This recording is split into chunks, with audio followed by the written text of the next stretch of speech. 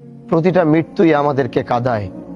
কিছু কিছু মানুষের মধ্যে আল্লাহ তাআলা এতই জ্ঞান দান করছে যে মানুষকে এত সহজভাবে বোঝায়, মানুষকে কথাগুলোর মাধ্যমে এত সহজভাবে বোঝায়, যা আমাকে দেখে অনেক ভালো লাগে। এই যে প্রিয় শায়েকের কথাগুলো আপনারা শুনতে পারলেন, প্রিয় শায়েক হানজালা হুজুর, তিনি যে এই যে কথাগুলো বলছেন, এই কথাগুলো যে ব্যক্তি তার মন দ্বারা সঠিকভাবে শুনবে, আশা করি তার জীবন পরিবর্তন হয়ে যাবে। তার প্রত্যেকটি ভিডিওর মধ্যে আমি দেখি যে এমন এমন কথাগুলো, আর কথাগুলো এমন শ্রুতি মধুর, আমাকে অলরেডি একেবারে মনে করেন যে কলিজার ভিতরে লাগায়, আমাকে একেবারে পাগল করে দেয়। আল্লাহ তাআলার কাছে আমি এই দোয়া করি যে হুজুরের কথা নয়, আল্লাহ তাআলা যেন আমাকে সবসময় সঠিক এবং সত্য পথ দেখায়, তার ছায়াতলে আশ্রয় দান করে। আর ইন্সপায়ার তো আপনার এই হুজুরদের দেখেই হয়। দোয়া করি আল্লাহ তাআলা এই হুজুরকে নেখাত দান করুক, আরও বেশি বেশি সঠিক এবং সত্য ইসলাম প্রচার করার তৌফিক দান করুক। আমিন।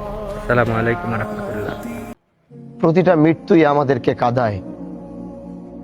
সে ধনী হোক আর গরিব হোক, সবচেয়ে বেশি কষ্ট আমার এই জন্য লাগতেছে যে ও 2টা দিন আমার সাথে কথা বলার খুব চেষ্টা করছিল, আমার সাথে দেখা করার খুব চেষ্টা করছে, কিন্তু আমি ওর সাথে দেখাটা করতে পারিনি।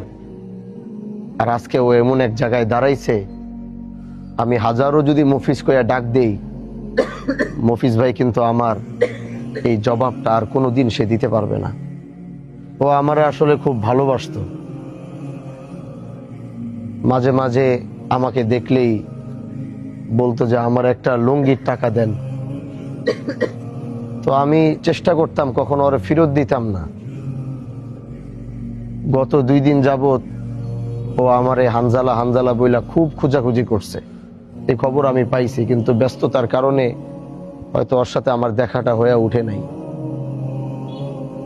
তো মৃত্যু আমাদেরকে সব সময় কাঁদায়। সবচেয়ে বেশি কষ্ট আমার এই জন্য লাগতেছে যে ও 2টা দিন আমার সাথে কথা বলার খুব চেষ্টা করছিল, আমার সাথে দেখা করার খুব চেষ্টা করছে, কিন্তু আমি ওর সাথে দেখাটা করতে পারিনি। আর বিশেষ করে ও বিভিন্ন জায়গায় ডাব পারতো, গাছ বাইতো, অনেকের সাথে একটু অন্য টাইপের আসলে কথা জোরে কইতো। কেউ হয়তো ওর কথায় কষ্ট পাইতো, কেউ হয়তো বুঝতো, যারা বুঝতো না তারা হয়তো কষ্ট পাইতো।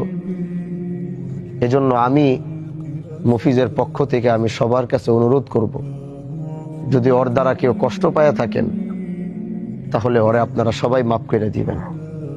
আল্লাহর কাছে দোয়া করি আল্লাহ যেন ওরে জান্নাতের আলা মাকাম নাসিব করে, আল্লাহ যেন ওর কবরকে জান্নাতের বাগান বানায় দেয়, এবং ওর পরিবার পরিজন যারা আছে, গরিব মানুষ ছিল, আর আমরা তো গরিবেরই বন্ধু হইছি, এজন্য গরিবের মৃত্যু আমাকে, বিশেষ করে আমাকে কাঁদায় বেশি।